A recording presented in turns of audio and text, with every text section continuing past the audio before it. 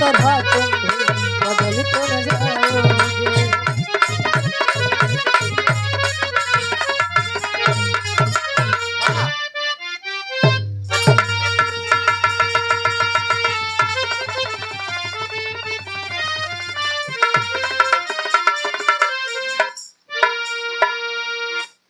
कहानी हमार चार दोस्त से उठी।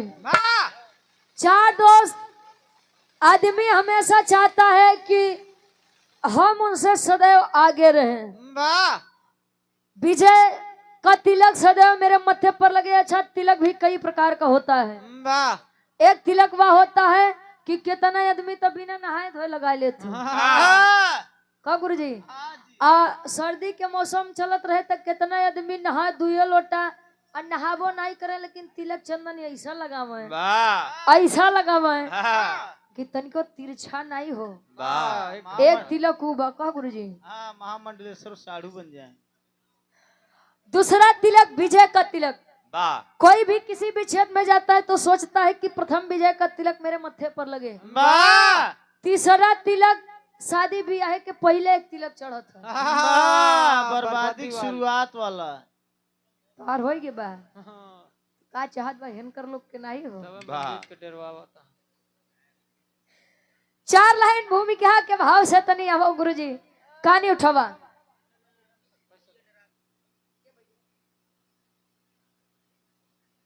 रामानंद यादव जी मथौली की पाउन सर जी में से 100 रुपया बहुत बहुत धन्यवाद। इतना लजात जानत है पैसा खड़ा हो गया तो मलकिन देख जाए वीडियो बिगड़ी। दादा भैया हमारे बड़ा सज्जन आदमी है वो। अब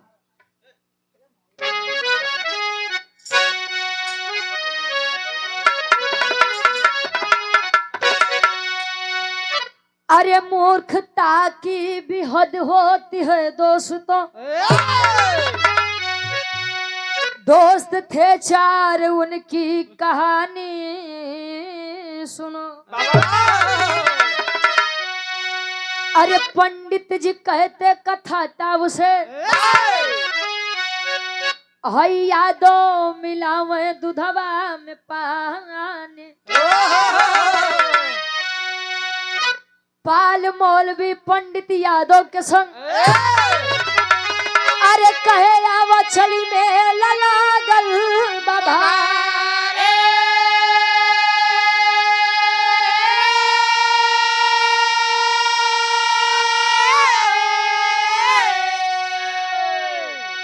अपनों में खूब चारों चालाक थे।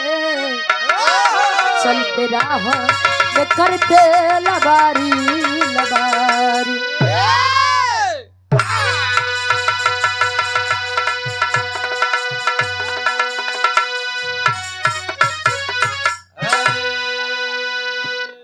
कहे मूर्खता की भी हद होती है दोस्तों। दोस्त थे चार उनकी कहानी सुनो।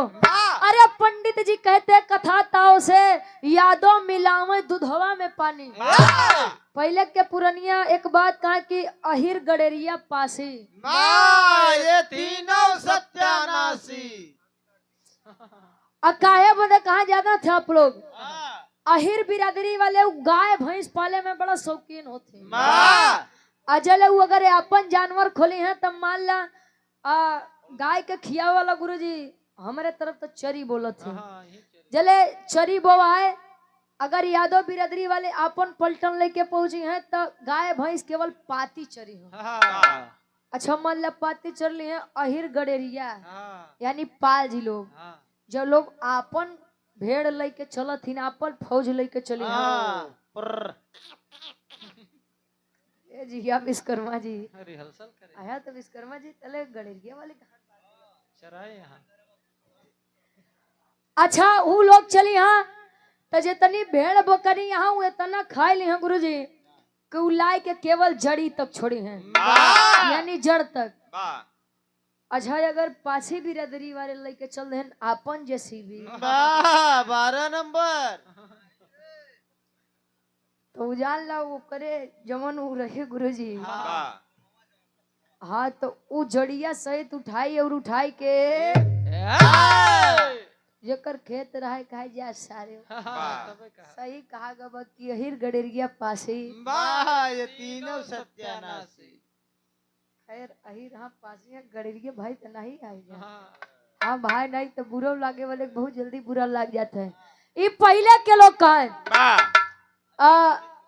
अच्छा एक बात हो बगुरु जी यादव बिरादरी वाले बड़ा चालाक आदमी होते कद काहे उ लोग पहले के समय में दूध बेचे और दूधे में आधा लीटर दूध रहा तो 1 लीटर पानी मिला दे कहा यादव भाई पैसा बराबर लेते हैं दूधे में पानी ज्यादा तो लोग ये बहाना खोजे नहीं भाई कहीं अब का बताई भाई पानी पी ले भैंस पानी ज्यादा पी ले और जब से डेयरी खुल गया अहिरन के ऊपर बड़ी विपत आई 50 ग्राम दूध मिल गया तो लोग डेयरी बता दे कि यादव जी गड़बड़ है। खैर यादव जी नहीं अब कुल आदमी ऐसे लेके जाते हो घरे 4 लीटर दूध हो जाए घरे के लड़का पिए चाहिए मत पियो कहा कि डेयरी भेजा 2-4-10 हजार ये उबे करी तो गाय भैंसी के खर्चा चलते रही। पाल जी मौलवी का मतलब यानी अरे जीजा बहादुर क्या बोलू खुशी हो गया बोला। अच्छा पाल जी मौलवी जी और पंडित जी और यादव जी चारों में बड़ी घनिष्ठ मित्रता रहे। चारों कहे पंडित जी भाई अपने आप को ऊंचे और सदैव लगावे कहे यादव जी एक बात बताई कहे बतावा कहे गौना के बहरवा एक बड़ा बरियार मेला लगा बा काहे नहीं चला तनी चारों जने बड़ा दिना बाद इकट्ठा भई तनी सा घूम लिया जात मेला देख लिया जात आज बचपन के याद तरो ताजा हो जात। अच्छा चले हैं चारों लोग आज जब चारों लोग गए गुरुजी और रास्ता में भूख लाग पंडित जी कहे यादव जी अब बिना खियाए हिया से पंडित जी एक कदम आगे में रखे। यादव जी कहे तो जंगलवा में कहाँ से भोजन ला के दे यार कहीं देखा तू अहिरी आदमी जाता नहीं कहूँ से तनी दूधे के व्यवस्था करा हम पाल जी और मौलवी जी के कह देते तनी लकड़ी और चाउर के व्यवस्था कर दे तनी से खीरे बनाए के खाए लिया जाते कम से कम पेटवा में कुछ जाई तले चलवाई। अच्छा पंडित जी बैठा है यादव जी मौलवी जी पाल जी कुल अपने कामे में लग गए अतले होत का एक लाइन गजल के भाव लगत बा कैसे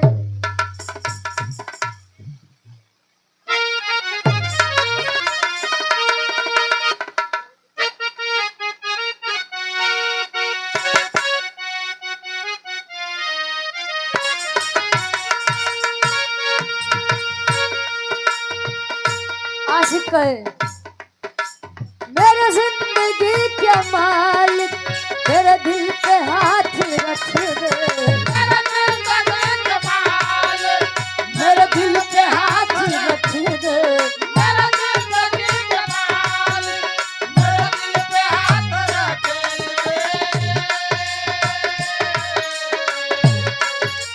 मेरे जिंदगी के मालिक मेरे दिल पे हाथ रख दे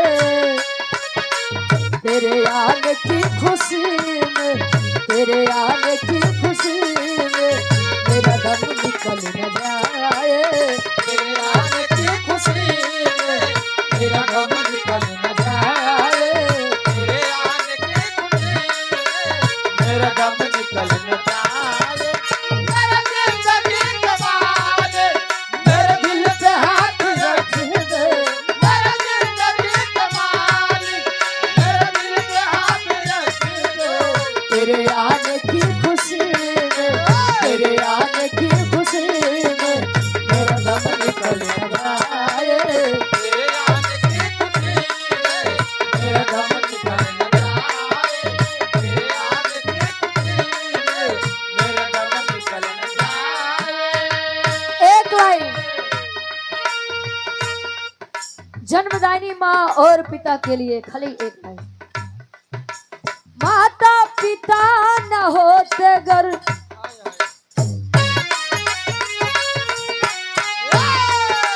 माता पिता न होते घर हम भी जन्म न पाते माता पिता न होते घर हम भी जन्म न पाते माता पिता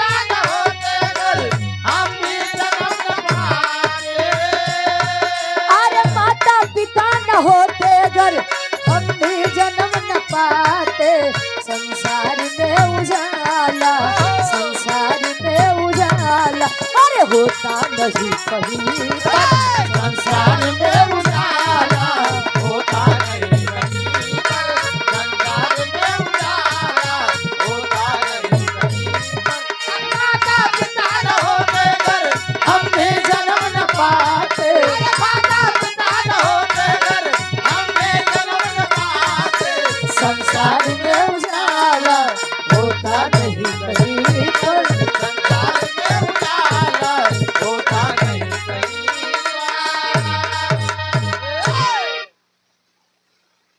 माता पिता न होते हम भी जन्म न पाते, संसार में उजाला होता नहीं कहीं पर।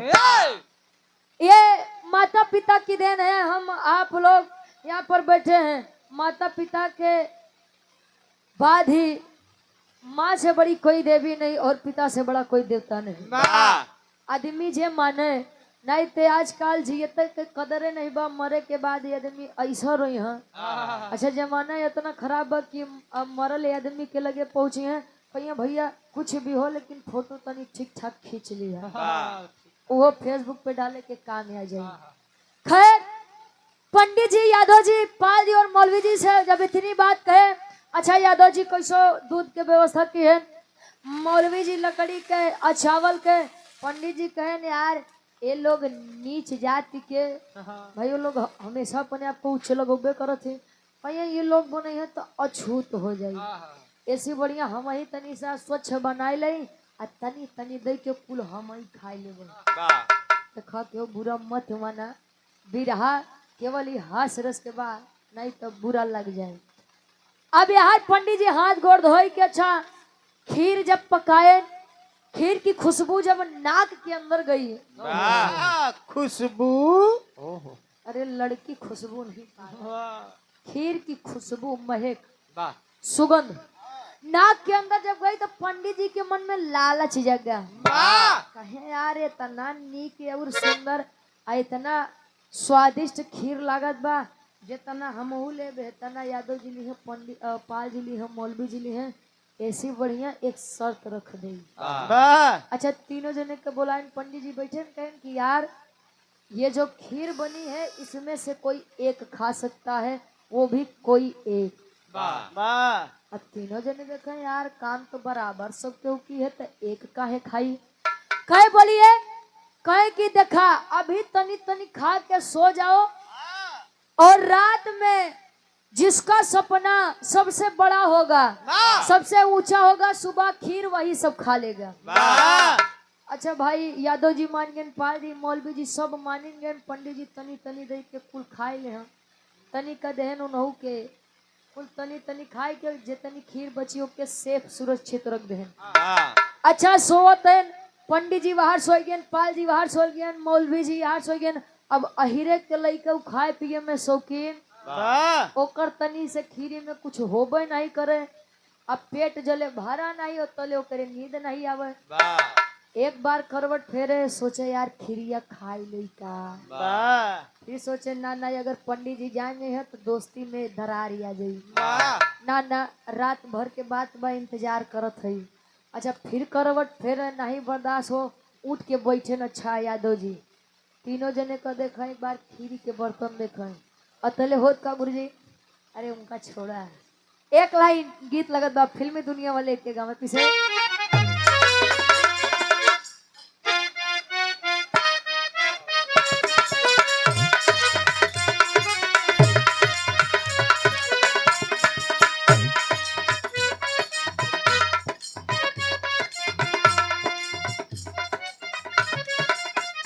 लड़की कहे हो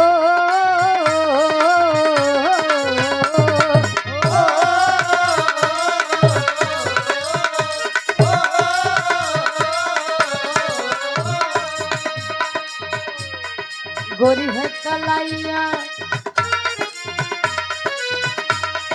गोरी है कलाइया, तू ला दे मुझे हरी हरी चूड़िया, गोरी है कलाइया,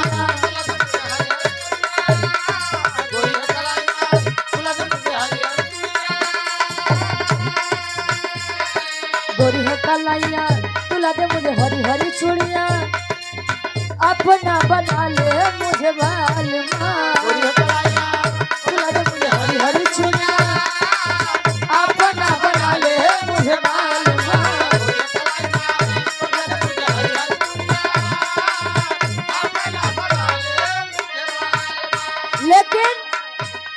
निध यादव को न आए,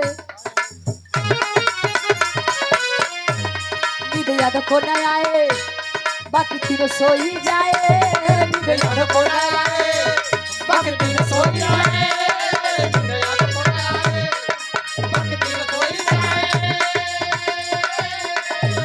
निध यादव को न आए, बाकी तीनों सो ही जाए। खिरिया खाई गई ले आधी रात में। तो लागत बा कोरा। कहे निधि यादव कौन आए भैया वो देख लेते हैं, बाकी आवाजिए तो जाते बकन मत तक। कहे निधि यादव कौन आए, बाकी तीनों सोई जाए। खिरिया खाई गई ले आधी रात में। यादव जी खड़ा बहन कहन की जीव रही तले बहुत मित्रता दिखाई। उठेन प्यार से गए, बर्तन यानी ढक्कन हटाए, जितनी खीर रहे कुल खीर खाई गए और ढक्कन ढाक के। यादव जी हो, यादव जी जब खाए ना अच्छा पेट जब बड़ा आए हाय, आप कहेंगे अब ससुर नींद बड़ी बढ़िया आई। अच्छा आए सोई गए। सुबेर भो पंडित जी खुशी खुशी चाहे कुछ हो भैया खीर तो हम ही खा। राती में यादव जी तो कुल चट कई गए रहे। पंडित जी उठाए पाल जी का, ए पाल जी ए पाल भाई आए राजू उठबा उठबा। कहे कि का पंडित जी का बात बा। कहे रे यार मेला देखे जाए के बा। कहे तो कहे नहीं बतावा रतिया के बतिया याद बा। रात में जो सबसे बढ़िया सपना देखेगा वही खीर खाएगा, याद है ना। अब पाल जी लखे पंडित जी को कहे रे साल रात में कोनो सपने नहीं देखे के बताई का। अच्छा पाल जी तो बहुत दिमाग लगावे। पाल जी दिमाग लगाए, कहे कि पंडित जी सुनिए मेरी बात। मैं सो रहा था और सोते सोते मैं 5वें आसमान पे पहुंच गया। पंडित जी कहे 5वें आसमान पे क्या करत रहा हो। कहे 5वें आसमान पे यार सोवा जब पहुंचे विश्वास माना इतना बढ़िया हुआ के नजारा लगे ये पूछबे मत करे। मौलवी जी उठे कहे कि अरे साला ये तो 5वें आसमान पे पहुंच गए हो। अब इहो से बड़ा दिमाग लगावे पड़ी। कहे पंडित जी 5वें आसमान पे रही से हम तो सोवत रहे, सोवत 7वें आसमान पे पहुंच गए। कहे तू 7वें आसमान पे क्या करत रहा। कहे स्वर्ग लोक में अप्सराएं इतना सुंदर डांस कर रही थी, इतना सुंदर नाचत नहीं है। अगर तू उठाए न होता तो जान हम आज उठबो नहीं करी। पाल जी कहे मैं 5वें आसमान पे था, मौलवी जी कहे मैं 7वें आसमान पे था। तले मौलवी जी कहे पंडित जी तू कुछ बताई दे। पंडित जी कहे बेसाले तुम 5वें और 7वें आसमान पे थे। अरे हम तो सोवत क्षीर सागर में पहुंच गए। कहे क्षीर सागर में क्या करत रहा। कहे कि क्षीर सागर में सेवा करवावत रहे। कैसी? कहे कि लक्ष्मी जी हमार गोड़ दबावत रहे। तो विष्णु जी कहाँ गए हैं। कहे विष्णु जी पीछे बैठ के हवा करत रहे। पाछे कहे और पुनः हमारे बड़े भाई देवेंद्र यादव जी ग्राम प्रधान पद के आप भावी प्रत्याशी हैं, ग्राम सभा छपिया की पौन सजमी से। पुनः ये तीसरी बार पुरस्कार आया है 501 रुपया देवेंद्र भाई के द्वारा। बहुत बहुत धन्यवाद। पंडित जी कहे विष्णु जी पिछवा बैठ के हवा करें। आहिर यादव जी कुल सुने कहा देखा सारे के तनी के खीर खाए बदे तना झूठ के लक्ष्मी जी एकर गोड़ दबावे, विष्णु जी एकर हवा करत हैं देखाई के। शर्म नहीं लगत बे के। अब तो पंडित जी तनियाए लगे, अब हमसे बड़ा सपना के देखे होई। आहिर बिरादरी के बा एकर तो बुद्धि 12 बजे अभी नहीं पता बा वो बुद्धि रात के 12 बजे खोल ली है रहे। अच्छा पहुंचे कहन ए यादव भाई उठबा। कहे का पंडित जी तू दिमाग खराब करत है। घरे रहा तो मेहरारू नहीं सोए देता, यहाँ तू नहीं सोए देता। क्या बात बा। कहे रे यार बतावा कि राती में कुछ सपना देखा कि नहीं देखा। पाल जी 5वें आसमान पे रहन, मौलवी जी 7वें आसमान पे, हम क्षीर सागर में लक्ष्मी जी और विष्णु जी से सेवा करवाते रहे। पंडित जी के बतिया सुन के अब यादव जी कहे यार खीर तो रात में खाई। अब तो कुछ बुद्धि लगावे परी नहीं, अगर नहीं लगोबे तेनन तीनों इतना मरी है कि हम कभो मरवाए न हो।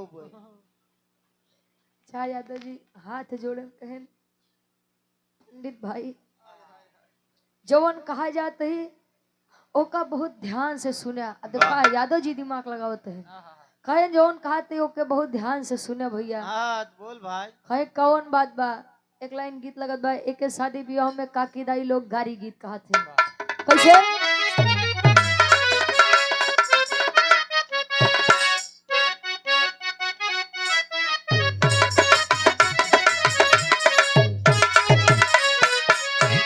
बनारस वाले गाँव में हाँ अरे खतियाई गयो शहर बनारस से खतियाई गयो शहर तनी के बदला जौनपुर वाले गाँव में अरे सुई डोली गई कलाई बिचे घड़िया मेरे सुई डोली गई सुई डोल के कलाई बिच घड़िया में सुई डोल के कलाई बिच घड़िया में कोई सुई डोली के कलाई बिचे घड़िया में गले है का यार। अच्छा काकी दादी लोग गई है कैसे कहिए जानते हो गुरुजी कुछ आज मारूंगी कुछ काल मारूंगी कुछ दिया के बाद मारूंगी सुई डोली इतनों में नहीं संतुष्टि बात कहे अरे दुल्हा के बहिनी बाजार करे जाली हजार करे जाली भतार करे जाली सुई डोली ई काके दादी लोग गवे ई गारी गीत बा। खैर ई बात के बाद बा आप देखा यादव जी पंडित जी मौलवी जी और पाल जी से कहते हैं कहे कि भैया राती में हम जो सपना देखे सपना तो हमार मृत्यु लोक के बाद लेकिन बहुत डरावना सपना में बहुत भयानक। और अगर जे बाबू भैया लोग हमारी बिरहा ध्यान से सुनत हुई तो एक एक पॉइंट खुद समझ जाएंगे ढेर हमको समझावे की जरूरत नहीं पड़ी। अरे भेटाईगा ए पंडित भाई अरे भेटाईगा मोछंदर लइके लाठी हो भेटाईगा अरे भेटाईगा मोछंदर लइके मोटकी लाठी हो अरे भेटाईगा मोछंदर लइके मोटकी लाठी हो और रतिया में हमके उदेश सुने जाया है कि खिरिया गले क्या होता अरे रतिया में हमके उदेश डेरावा का है कि खिरिया गले क्या हो खाए नहीं जानिला लठिया से देह साथी नहीं जानिला लठिया से देह साथी हो नहीं जानिला लठिया से देह साथी हो भेटाईगा मोछंदर लइके मोटकी लाखी। ए पंडित भाई रात में हम सोवत रहे और सोवते सपनवा में हमरे सपना में एक पहलवान भेटाई गया। यादव जी दिमाग कहे कि बढ़िया बरियार पहलवान रहे उ कहिस कबे साले आज के दिन मेरा उपवास है मेरा व्रत है आइए जंगले में तू चारों मिले खीर महकावत है हमार व्रत तोड़बे। अरे बाप रे बाप पंडित जी जले खीर के बात सुने अरे बाप रे बाप पंडित जी कहने अरे बाप रे बाप का किया तू अहम कस पंडित जी बीपी तार हाई लोग कहे का बात बस सुना पहले सुन ला कि का भा कहे कि अब हम सोते रहे महाराज वो पहलवान लठिया हमारे मुंह न लगे एकदम लगाए कैसे कहे ई बताऊ खीर खाबे कि नहीं खाबे। अरे बाप रे बाप हम डराई गए खाए अबे साले खाए तो नहीं या फिर पंडित जी के देखे मौलवी जी के देखे खाए कि भाईजान ले बहुत मना की है कि भैया हम खीर न खाए पाऊ खाए ले तो हमारे तीनों दोस्त हमसे दोस्ती खत्म कर ली है बड़ा मरी है हम नहीं खाए पाऊ लेकिन वो कहे कि अबे साले नहीं खाएगा तो ये लाठी तोरे ऊपर ऐसे पड़ी ऐसे मारा कोई ऐसे मारा निहुरे जाबे हाँ कि कोनो डॉक्टर तार एक हड्डी जोड़ नहीं पाई कहे भैया चले हम उठे अरे बाप रे जले कहे हम उठे तले पंडित जी मुड़ पकड़ के बैठ गए गवा साहब लई गवा कौन तले अच्छा विचार करत हैं पंडित जी का देखे मौलवी जी का देखे पाल जी कहें अगर आज हीरा खाए आज पंडित जी के लाल विचार करत है यहाँ जब पंडित जी मुड़ धो के नीचे बैठे अब यादव जी मने मन विचार करता है अवश्य लक्ष्मी जी घोड़ में जो क्षीर सागर टहरत रहे हाँ क्षीर सागर टहर तू पाछे हवा करवावत हाँ अहिरे से बुद्धि लगौबा का तन विचार करत तन कैसे टेरी के भाव लगत बा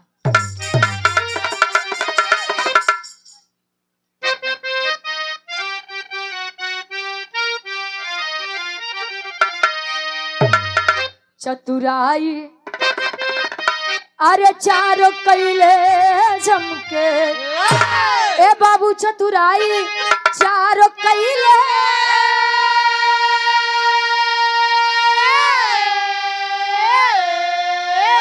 अरे चतुराई चारों कैले जमके चली ना अहिर के सामने पंडित के पंडिताई चली ना अहिर के सामने पंडित के पंडिताई चतुराई चारों कैले जमके सबके अपन अपन दिमाग लगाए पंडित जी अलग गए मौलवी जी अलग गए पाल जी अलग गए तले अहिर जी कहें भैया देखा हम अपन जान नहीं मरवाए हम गए खाए ले खीर आप पंडित जी लगे गुस्सिया कहाँ बैसाले जब पहलवनवा आए रहे तो हम तीनों मिली मर गए रहे हम का लोग का नहीं उठा पाए यादव जी कहना भाई तू गलत ही बोलत है अब जान ले हमार तार दोस्ती एकदम खत्म ही पे बा हमार पारा हाई होता है भाई क्या गलत बोल रहा हूँ अरे तू अपना दोस्त है कल का तो का कुछ हो जाए तो तोरे मेहरा रुख हम लोग का जवाब दे तब तीनों जने मिल के राखी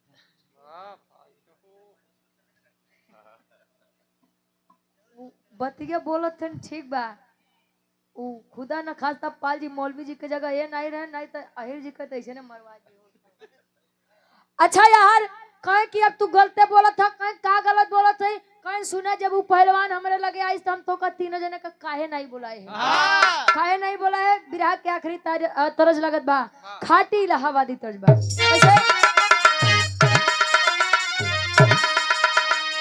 आए हाय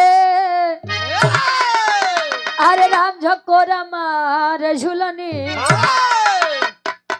ईश्वर की दादा श्री राम आधार यादव जी झूसी नरेश प्रयागराज गुरु जी गाँव में रियाज गीत इंटरनेशनल बा अरे राम झकोरा मार झुलनी का है साड़ी लहराए हो झकोरा मार झुलनी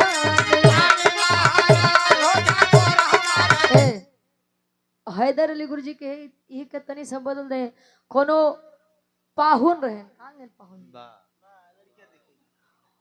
कोनो दमाजी रहे चल दिए अपने ससुरारी उ कैसेट के नाम पर रतौंधिया जीजा तो वही में गुरु जी में अरे राम घुसुरी गवा बरधा गा सार बरधा गा करियो बरधा अरे घुसुरी गवा बरधा का है सारी झारी घुसुरी गवा बरधा अरे घुमा के गोरी मरलू दादा रामकला यादव जी कहा कि तेरी मेरी आंख लड़ी लोगों ने बदनाम किया कहे दुनिया के बक्का दिया हम तू अपन काम किया क्यों क्यों कहेला उमरिया के दोस्त बा कह के गए सूरदास सब नजरिए के दोस्त बा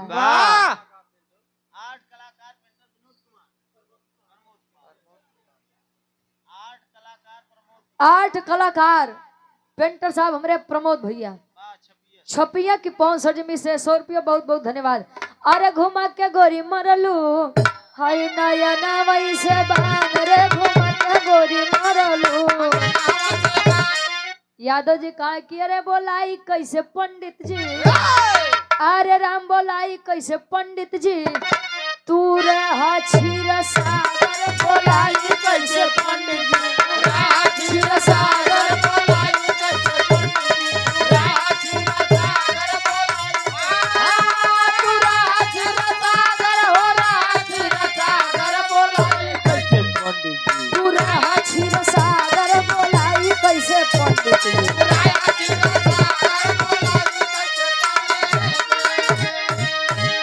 कहे बोलाई कैसे पंडित जी तू रहा क्षीर सागर पंडित जी तू गया। हाँ अब तू ही कहा कि तू क्षीर सागर में रहे, लक्ष्मी जी से गोड़ दबावत रहे, विष्णु जी से हवा करवावत रहे, तो क्षीर सागर से इतनी जल्दी तू कैसे आ जाता है? तो से पहलवान चढ़ा मुड़े पर मोरे नहीं तो साला हम ही फंसावत बा हमारे जाल में। अच्छा चल ठीक है, मैं क्षीर सागर में था, ये दोनों कहाँ रहे? खाए तो नहु दूजे ने कहा पृथ्वी पे रहे, नहु लोग तो उड़त रहे। मौलवी भाई गवा रहे सतवे आसमान पे, आसमान पे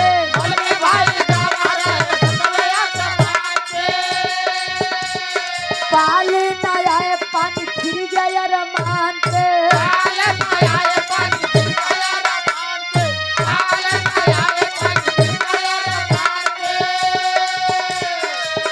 अरे तो हर सेवा करत रहली, तो हर सेवा करत रहली, लक्ष्मी नटनागर बोलाई कैसे पंडित जी, बोलाई कैसे पंडित जी,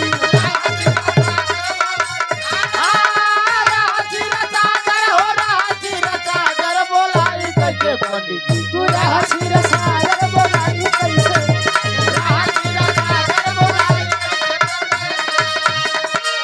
कहे मौलवी भाई गवा रहे सतवे आसमान पे, अब पाल न आए पानी फिर गया अरमान पे।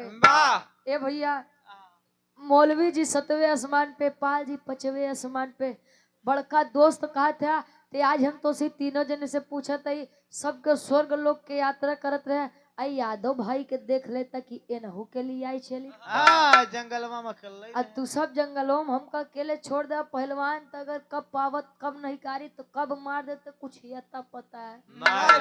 हमें अपने मेहरारू के इकलौता मरद है भाई, तोरे सही के ई तनी के खीरी बदे अपन जान थोड़ी को मरबो बे, ई बड़े भैया हम खीर खाए ले, अब तू लोग चाहिए जवान सजा दे।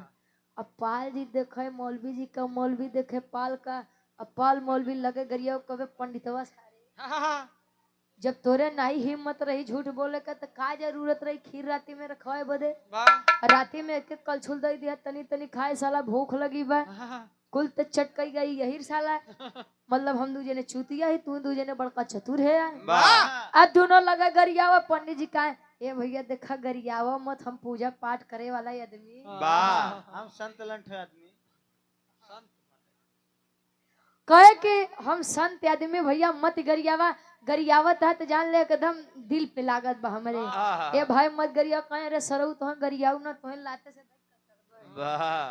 अब यार पंडित जी कहे माफ करो भाई, यादव जी मने मन मुस्कियात है, कहे चलबा ना कहा, अरे मिलवा देखो भाई सरऊ खाए हाथ तले बकैती तो बकबई करबा,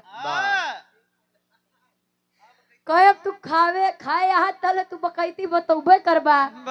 अब हमारे सही की आत्मा से पूछा कि राती भर नहीं खाए सुबेरे इतना बड़ा तू झटका दे दी है, अब बतावा मम मेला दिखाई खाए तब कहने भैया अब अपने अपने नगरी चला, कहने रे नहीं चला मेला तनी देख लेता नहीं, कहा कैसे अल्लाह के भाव में कभी ये प्रमाण देते हैं।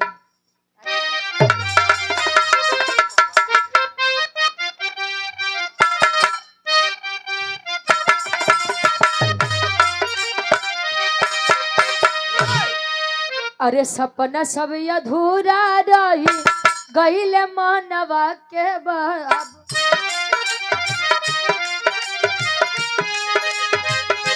खाई गाय अकेले अहिर पूरा जेवना, रतिया सपनावा में घुमलिया समनवा बाब,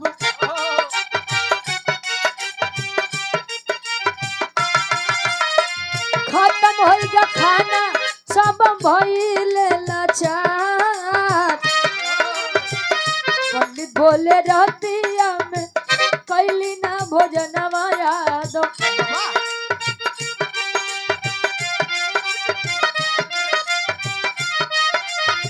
सोची सोची माना बात बहुते पछताए, कहे यादव जी आइए चलिए घर की तरफ प्रस्थान करते हैं। कहे कहो तार मेहरारू तो सी चूड़ी टिकुली मंगाए बा तू ये रास्ते से चल देता है तो बिगड़ी ना। अरे पंडिता इनका हम झेल ले कहे उनके तो हम झेल ले, लेकिन भाई साहब तू जो सबक याद सिखा दे जिंदगी भर याद रही। कहे कौन सबक हो? कहे आवत सुनो बतावत ही। मैं भी था, पाल भी थे, मोल भी थे, सब ने अपना अपना दिमाग का इस्तेमाल किया, लेकिन भाई बाजी तू मारी गया। मतलब कहे मतलब ही कि हम जगह जगह जाए के पूजा पाठ बाँची थी, तू दूध में पानी मिलावे वाला आदमी इतना दिमागदार। कहे कैसे?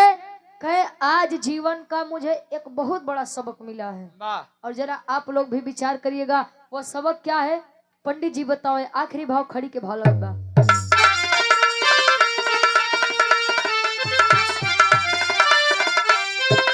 अरे अनुमान से बड़ा अनुभव कहे दुनिया सगरी।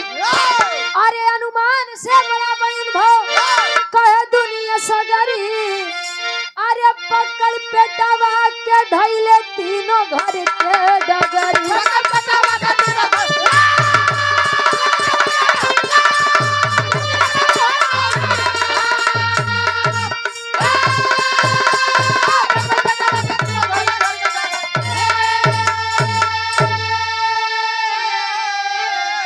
अरे केहू से ज्यादा कबहू लगावा जिन दिमाग हो, तो नाही सोचल सपना में लाग जाई आग हो।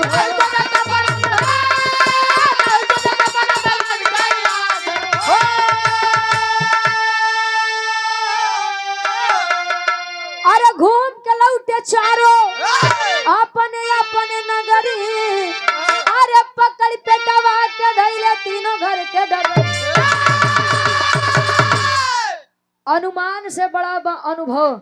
जरूरी नहीं है कि कोई इंसान 70 साल का है तो उसको सब कुछ पता ही होगा।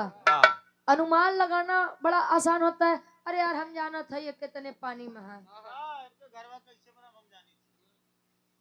घरवा और वाले कहा कहे कि जानी थी कितना बड़े पानी में है। अभी आदमी कितना दिमागदार बहू के तू का जनबा। अनुमान से बड़ा अनुभव होता है। और घमंड में जानते थोड़ा सा ही अंतर होता है।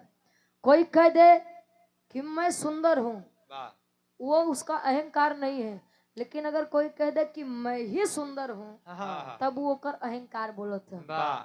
और आप दिमागदार हैं, अच्छी बात है, लेकिन तो से ज्यादा दिमागदार क्यों नहीं बा? इतहार सबसे बड़ी मूर्खता बा। धरती वीरों से खाली नहीं है। क्यों से तू दिमाग लगावत है गलत थोरो बाप बन के बैठा बा। आवा कहाँ तक जाबे? जवन तू करबो हमक बाप ही तो ये कभी मत सोचिए कि जो हूँ मैं हूँ। धरती वीरों से कभी खाली नहीं है। नहीं तो पंडित जी तो इतना तगड़ा दिमाग लगाए रहे तो पाल जी मौलवी जी तो लगते ही रह जाते। मानू लेते भाई कि सही सही पंडित जी का हुई गोड़ दबावे, लेकिन वो तो खेला राती में यादव जी कई दिए रहे।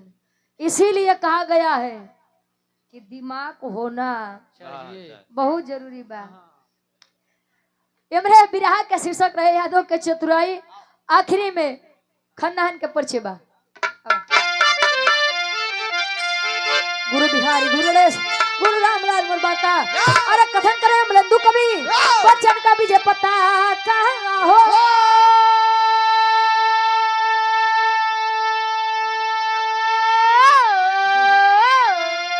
अरे चतुराई चारों कैले जम के तो गाले बंसी रुचि बरी काना पे